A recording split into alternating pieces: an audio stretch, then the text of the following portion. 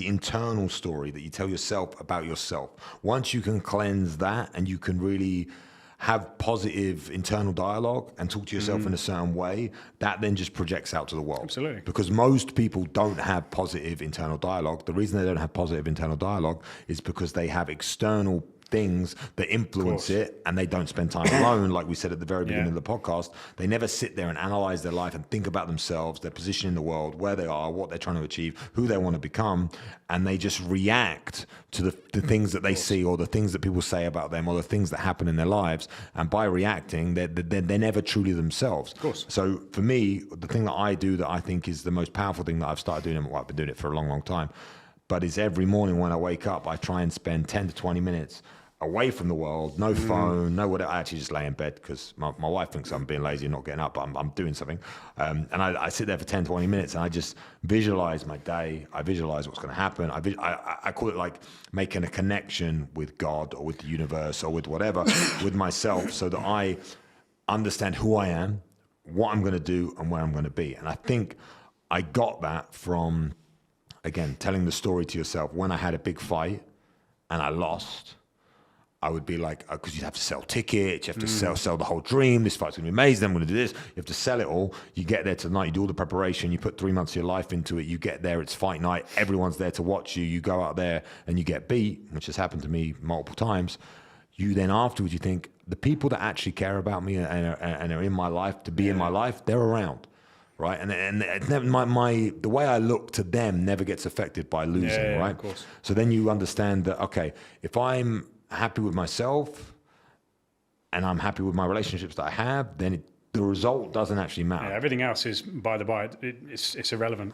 But I think this is where so many people are so wrong, because, you know, the result and the crowd and this, that, and the other, you're like, fuck it, the people that I care about still care about me. This hasn't changed anything. This is where younger generations and generally society now is so fucked up, because social media has made us care more about the crowd than the people that you love. In your case, you know, when you were fighting, we're now like, I need gratification from them, not you. Whether it's the relationship, the misses, the brothers, the sisters, the best mates, we've kind of lost that.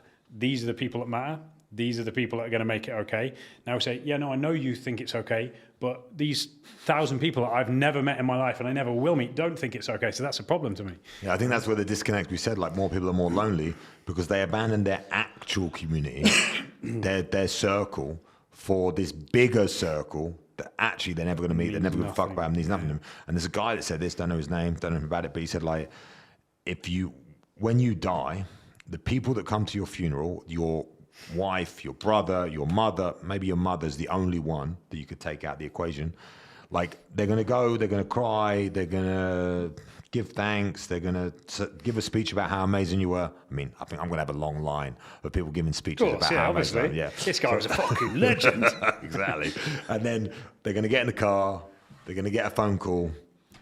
Oh, your mortgage is due, this is going to happen, blah, blah, blah, and they forget about you like that, and life goes on. And it's like, because of the social media and the world that we live in now, you are basing your life and your decisions on the 1,000 people or 10,000 people or 100,000 people that are following you, that you're never going to meet. And even your internal community and your internal circle that you speak to every day and you consider your closest best friends, when you're gone, they don't give a fuck. They literally don't. It's not their fault. It's just human nature. It's human nature is the thing, If we move on. You're not doing things with your life because this person would judge me or because they would feel bad about it, or I think it's one of the most regretful things on deathbeds. If you speak to people that are about to die, they say, I wish I'd been true to myself rather than to time. Dave. Fuck Dave.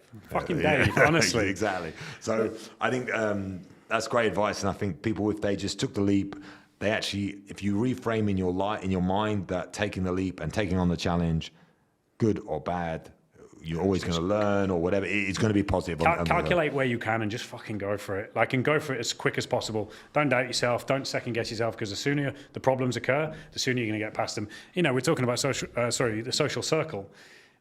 The 5 people you spend the most time around, they are important, right? And this must be on every single fucking podcast that's ever been out there. But it is so true.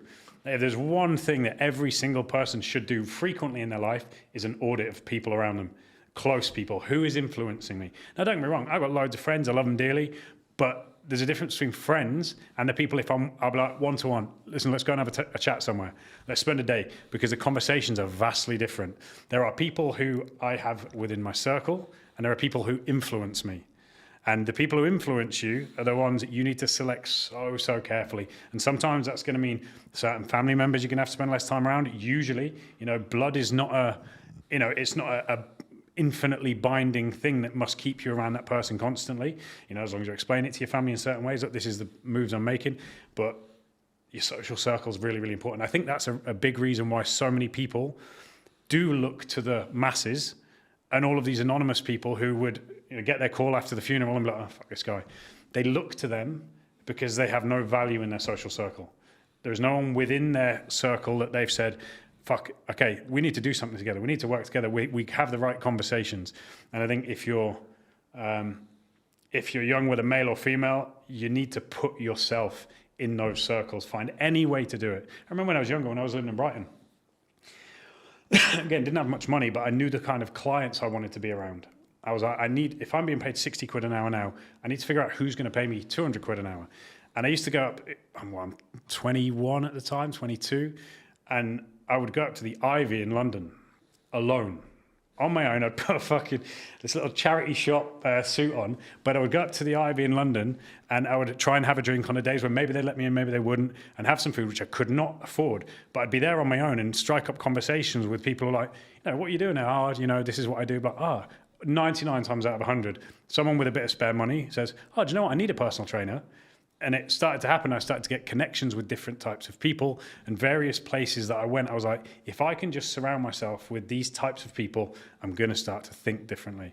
And I remember very clearly one of my friends, Sam, he came out here to work with me for a little while.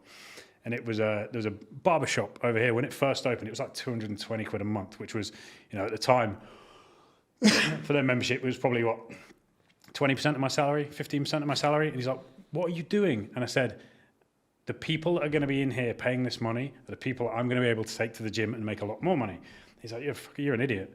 Sure enough, within a week, 15 extra clients in the gym. I was like, okay, it works. These things work if you put yourself in the right social situations. And I think, when you've figured out how to be yourself and you've spent some time alone, you understand who you are, you're going to be far, far better at dealing with a level of people that maybe at the moment are out of your reach. And I think that's super important to be successful long term.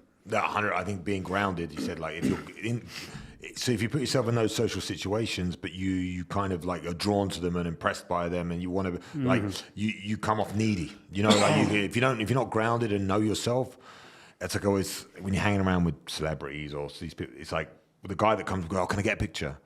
It's like, you are never going to be friends with that guy. Yeah. It's never going to happen. Sorry, bro. So you might look up to him the most, but just keep yourself grounded and knowing yourself. I think this is like my superpower, if you want to call it that. I could be with anyone in the world. Maybe The Rock is the only one that I might be a bit of a fanboy for. But it's like anyone in the world, and I have been with these people, and I'm just like, cool, nice to meet you. How you doing? Like, because I know my value as a person. They're still humans, man. They're still just humans.